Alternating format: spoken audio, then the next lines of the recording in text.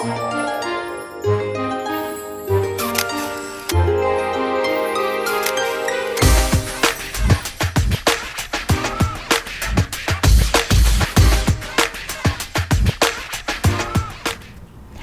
everyone, welcome to Off the Cuff, where the headlines come to life, and the conversation is about a young lady by the name of Marseille Allen. And Marseille is someone that you all have to meet and you all have to get to know. She is a warrior within herself. She's the co-founder of the Oakland County Combat Veterans Treatment Court and creator of the Warriors Trust Fund, which we're going to talk about in just a little bit. And that helps better support military veterans and within the criminal system, which is an interesting twist. She serves on the board of directors for Remix Education, the Veterans Support Foundation, and the Pretty Hearts Foundation. I can go on and on and on and on, but recently she was appointed to the Board of Trustees for the Charles H. Wright Museum of African American History in Detroit.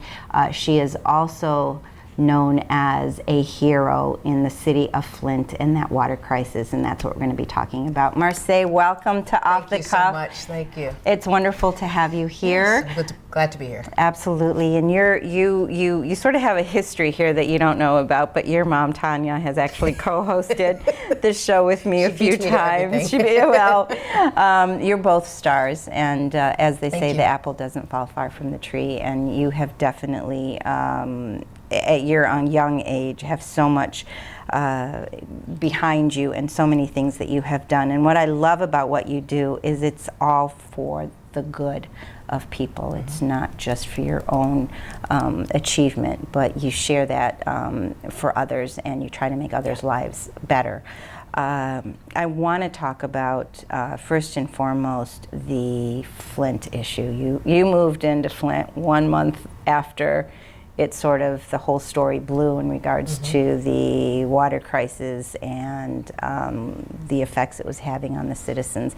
So tell us about that personal story first in regards to how you ended up in Flint and why you stayed there even after you knew what was coming. I'm sure you had a vision of the troubles that Flint was going to experience given that situation. Yep. Well, I had just received a promotion within the Department of Corrections as a lead probation officer. Yeah, forgot about that part. I do have a 9 to 5. Her 9 to 5 is, right. She's a probation officer. I train incoming probation and parole agents as well as our support staff in our systems, our technology systems. And I didn't know where I wanted to be. I was living in Auburn Hills. That's quite a hike to Lansing, where I was stationed at Grandview Plaza. So I decided to move in with my best friend and her family just for what was supposed to be 6 months. A month later, we were told the water was not drinkable. And I know that I'm very blessed. Financially, I could afford to buy as many filters as I needed, as many bottled waters as bottles of water that I needed. But I knew that I was in a community where, the poverty rate is anywhere between 45 and 51%. Yeah, it's really high. And you go into survival mode. And so that's what I did. It was triggered by my best friend's family purchasing a couple of cases, dozens of cases of water that we handed out at a church. And it was on the same day that Michael Moore held his rally at the mayor's office. So we went over to the building and we started giving out water on the street. And I'll never forget this older woman, Caucasian, didn't look like, it was, I can see her in my face, but she looked like, just an average, strong woman. But after I put the water in her backseat and I closed the door, when I turned around, she literally fell into my arms and started crying. And she said, I have grandbabies and I don't know what I'm going to do.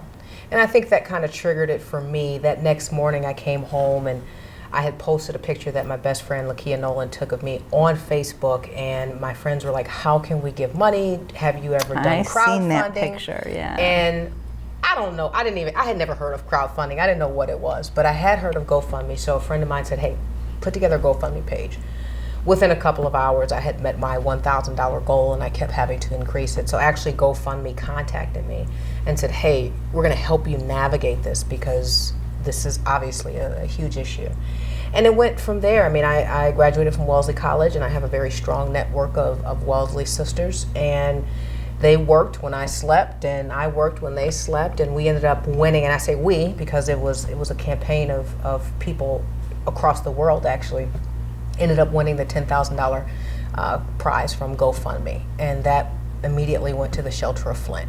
So how was that determined that you would win that? Just because you had so much interest in the GoFundMe campaign? I was emailing GoFundMe every day. I'm buying water. This is a basic need.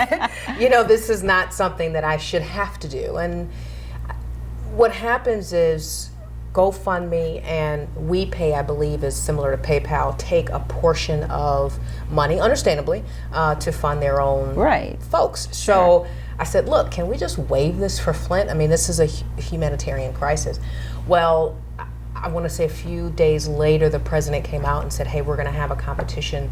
Whoever raises the most money for Flint within this week period, I believe it was sometime in January, I can't remember, will win an additional $10,000, which really made up for the fees that were taken out. Sure. So ultimately, I believe I raised somewhere around 62, 63, which included the $10,000.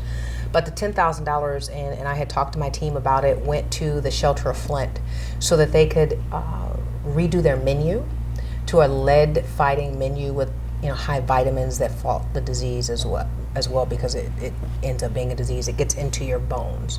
And there were many kids there too. So this allowed them to develop that menu and do educational programming for residents. And also, we always delivered water to the shelter of Flint. So. Wow. So through this GoFundMe campaign, you decided to stay in Flint after all of that happened, and a month later, and 6 months turned into a little bit longer, and you decided to stick it out. But your own personal story in regards to the effect that water had on you. Mm-hmm. I mean, it did have a physical effect on you as well. It did. I mean, this will probably be the first time that I've admitted to it publicly, but I do take medication for undiagnosed neurological issues I have, like these. I get electric shocks, right? So we know that the impact of lead is neurological damage. We know that primarily in children and older adults. And as well, my skin, I'm on medication for the rest of my life. I mean, I can't go 3 days without it burning, my skin just burning. But here's the thing. I've been really lucky. I feel like I was put in Flint for a reason. I stayed in Flint as long as I could physically take it, but moved to Flint Township maybe about 6 months after everything really got started. So I've been in Flint Township ever since, but it's all Flint. It's my city. Some homes actually in Flint Township were impacted. A lot of folks don't know that, but not in my area, luckily. But I think, again, I feel like I was a vessel. I had a lot of Wellesley women tell me. God sort of puts you in a place that of adversity sometimes because of your strength and because of what you can give to that situation and try to make it better. Yeah. Now, you're talking about the effects on kids and the neurological damage. I mean, a lot of women as well could, the pregnancies, even consuming this water and then later on getting pregnant. So I see a complete crisis in regards to schools, in regards to children with issues after this situation, because everything is not going to pop up all at one time. It's a matter of time, over time. The special needs issue in regards to the school system. An article just came out about that. Yeah. Yes, yeah. And also, the neurological damage, the continuation of this process has not been fully corrected yet. So people are still being affected by this water, and a lot of people are not as, thank God, as fortunate, as others, where they can, put things into place. So they are sort of victim to the process and to the government. So what are they looking at? I know, the special needs issue, and I read as well that the ACLU and a few other organizations are actually suing the school district because there aren't enough services for these kids. What's going on with that, and what's your vision? What have you heard in regards to the pipeline, and how are they going to deal with this? Because these are lifelong changes. These kids are never going to have, a healthy, completely healthy life moving forward. And I know autism as well, even though it's increased nationally, has increased, exponentially in Flint. Well, yeah, I mean, I've seen quite a bit.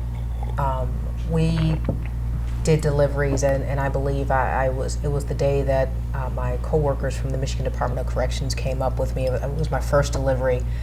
And you got everybody involved. Look, I'm a corrections baby. My father retired from the department, so those aren't my coworkers. Those are my family members. And they came up. We had dozens of corrections and probation parole agents come up and deliver our first batch. We had about 1,000 cases, and they brought up 1,000 cases from Southeast Michigan. And we saw kids along the road. I remember meeting a 4-year-old who didn't speak. So he had been drinking the water for 2 years and just did not speak. He could not speak. There were so many things that we saw along the road that I knew in 5 to 10 years it's going to be a human catastrophe. It's going to be a catastrophe. I don't think people realize that lead poisoning is multi-generational. So and I haven't been tested for it, honestly, out of fear, but if I were to have a child, more than likely my child will have lead poisoning because it will come out during the pregnancy.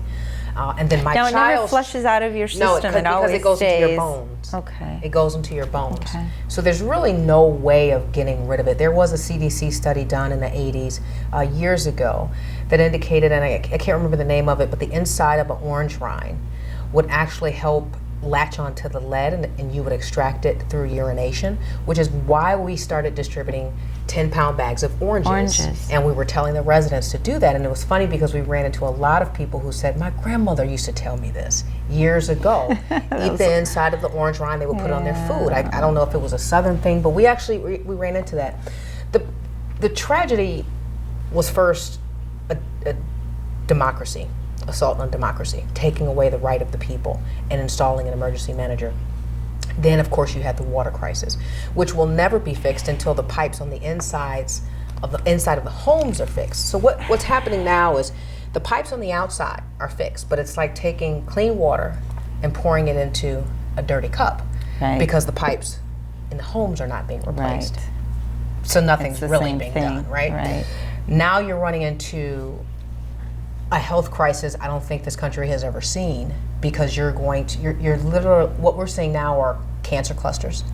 We're seeing people whose teeth are falling out because they're not drinking fluoride in the water. Everyone's on bottled water. There are still lines for 2 and 3 hours. If people are saying, oh, Flint doesn't need water, that's a lie. And I will confront anybody who says that they don't need water.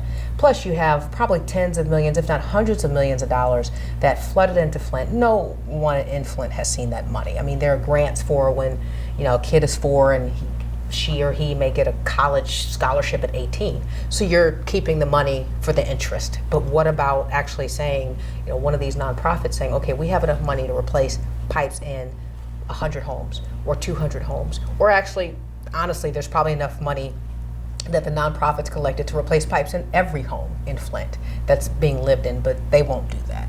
And so there's no trust between the people and the government. There's no trust between the people and many of the nonprofits in Flint who collected that money. I try to stay out of the politics of it.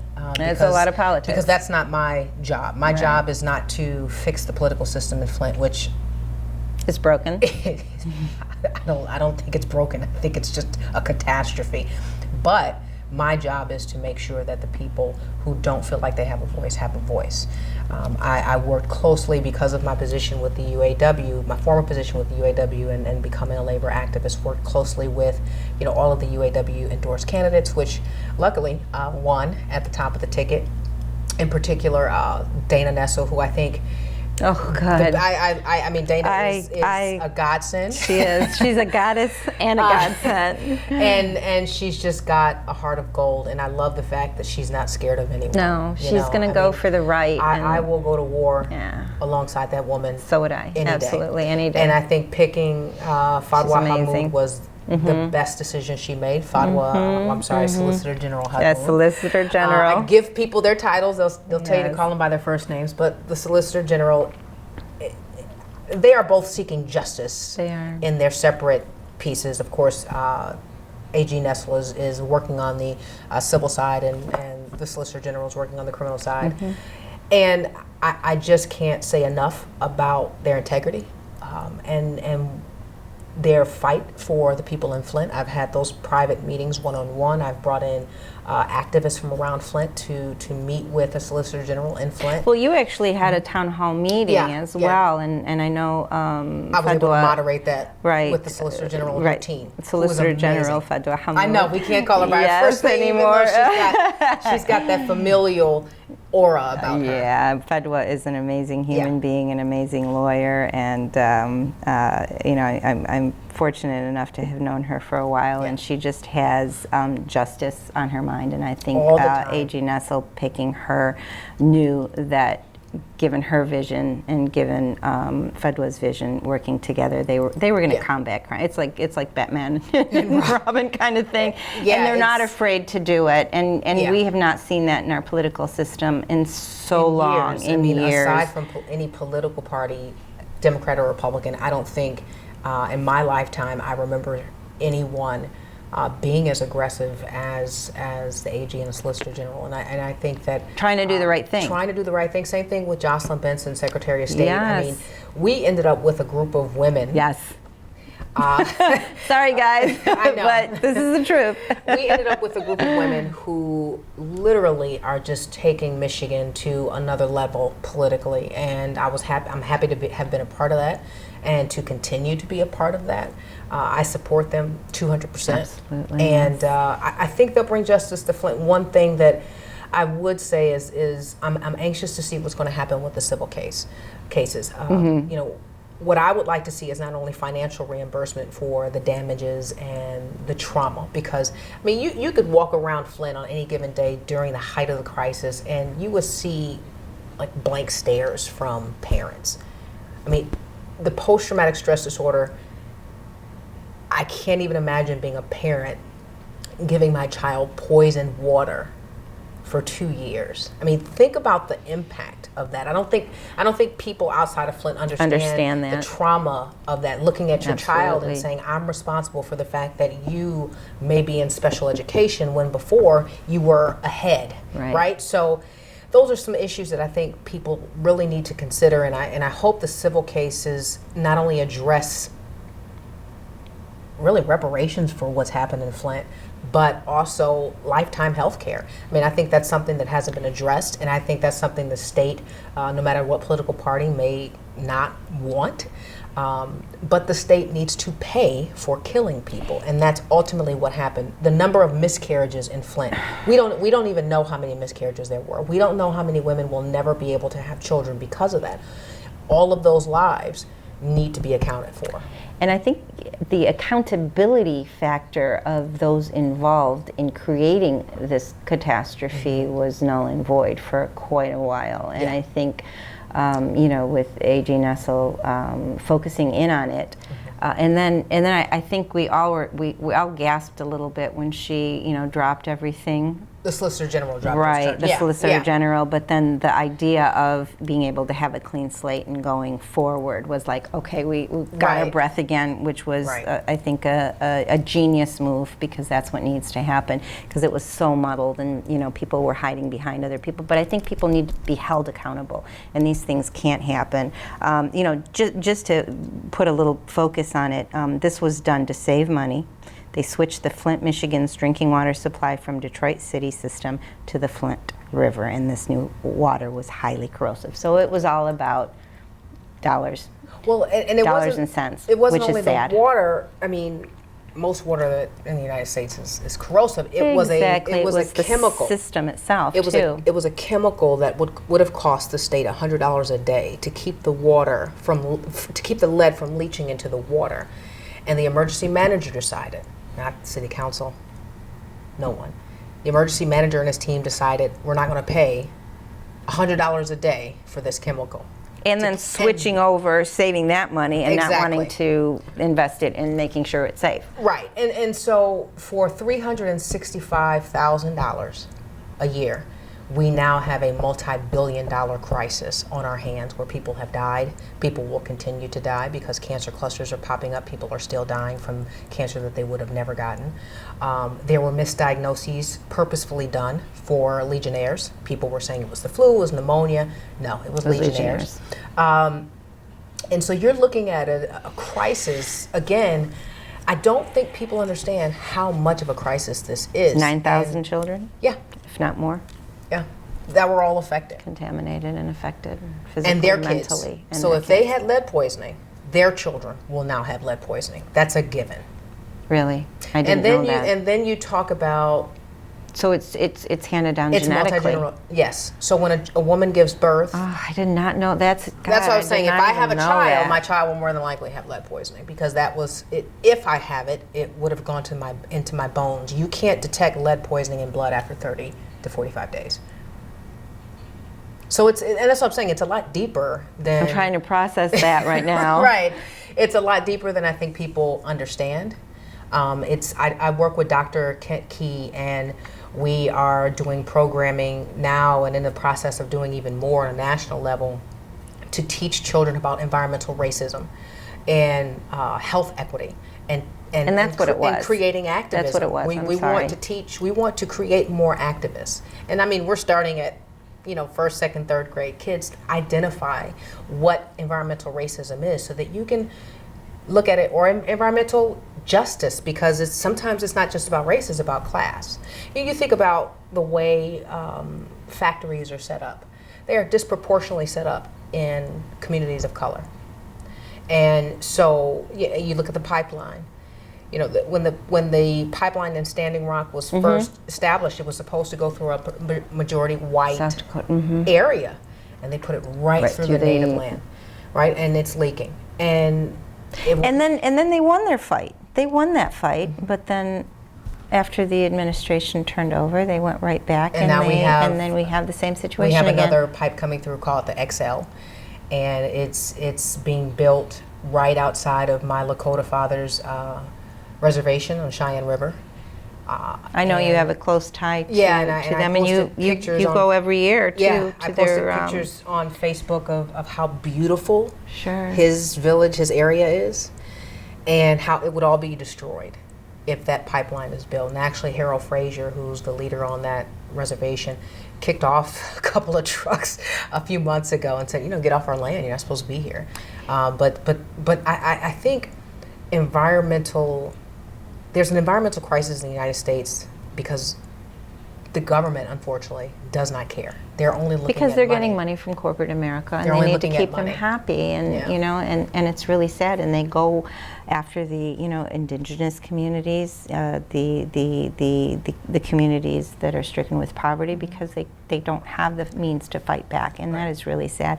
I remember at Standing Rock there was a gentleman. I think he was a veteran of some sort, and he stood before the chief and the tribe, and I remember actually crying watching this. But he was saying, he was apologizing. I apologize, and I thought, it's about time, and what a beautiful apology he gave. And I thought, maybe people will open their eyes a little bit and realize that these individuals have more of a right to be in this country and to protect, and we took it away from them, and we basically destroyed, the natural inhabitant of that. And for him to apologize, and I thought, hopefully that's going to bring awareness. And then we turned around and we should run a pipeline through Mar-a-Lago. Yeah, I like that idea. Can we sign a petition for that? Like you are amazing in regards to starting different campaigns and organizations to really help other people. You also established the Warriors Trust Fund, and that's huge. It's not a little organization, and that's little OU starting it and creating this whole a movement to help veterans and their families, and also in regards to their, is this connected to the criminal justice activity as well? It is. So I worked with then Chief Judge Nancy Grant of Oakland County to establish what it first started out as a non-compliance program. So we worked closely with veterans who were under other judges as well, and to address the issue. And what we saw was a lot of the reasons why they were coming in was not due to per se the alcoholism. That's what was on paper. It was actually due to war and combat. Self-medicating to forget, to deal with PTSD. Military sexual trauma, Sure. PTSD, traumatic brain injury. And so what we did was we took a step back and said, okay, how do we address these issues? Judge Grant and I established the Combat Veterans Treatment Court of Oakland County, and it's one of only 2 combat-only courts in the country. The rest are open up, about 300 courts around the country.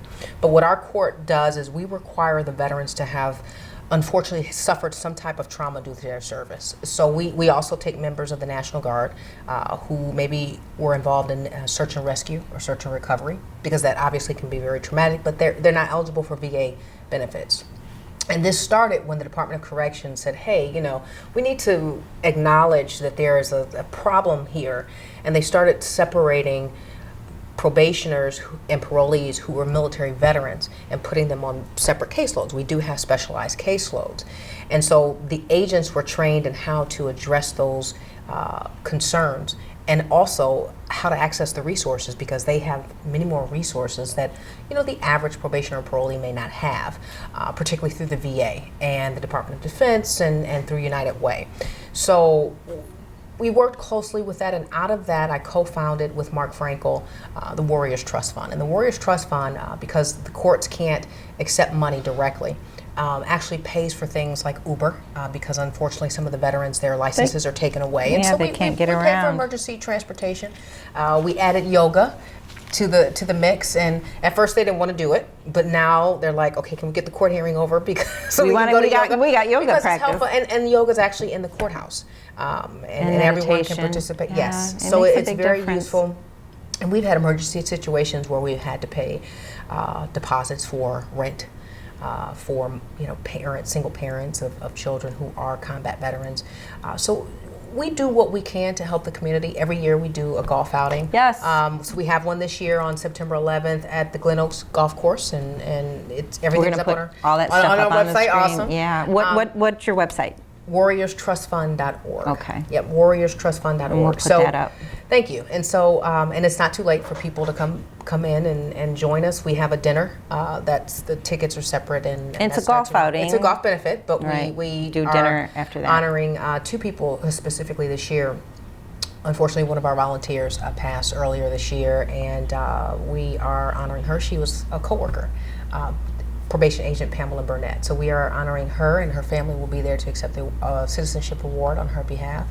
And we're also honoring Robert Middleton, Commandant Robert Middleton from the Montfort Point Marines, the Black Marine Corps. So, we make sure that we always honor a civilian and a veteran every year, and because we want to acknowledge the veterans who put their lives on the line, but we also want to acknowledge the civilians who support us. And Pam was one of our most awesome volunteers. And you've been honored a few times too by NABO, and you were nominated in 2018 as a Labor Leader of the Year by the African American Leadership. So you have quite a little list of honors yourself as a civilian and as a professional. So thank you for everything that you do. I hope everyone can really join the Warriors Trust Fund on September 11th. It's a beautiful golf outing. It's a beautiful gala recognizing some amazing individuals who've really given of themselves as well. Marseille, thank you so much for everything that you do. I mean, we really just scratched the surface with you barely in regards to the things that you have, put your best foot forward to accomplish and to be that model citizen and to help people outside of your realm. So thank you for everything you do. It. And thank you all for joining us on Off the Cuff. And please reach out to these organizations. We're going to put them up on the screen. We're in this together, and clean water is really a right, not a luxury, and we have to remember that, and we have to fight against those that feel that people that are at risk are targets. They are not. They need the most help. Thank you, and have a wonderful day.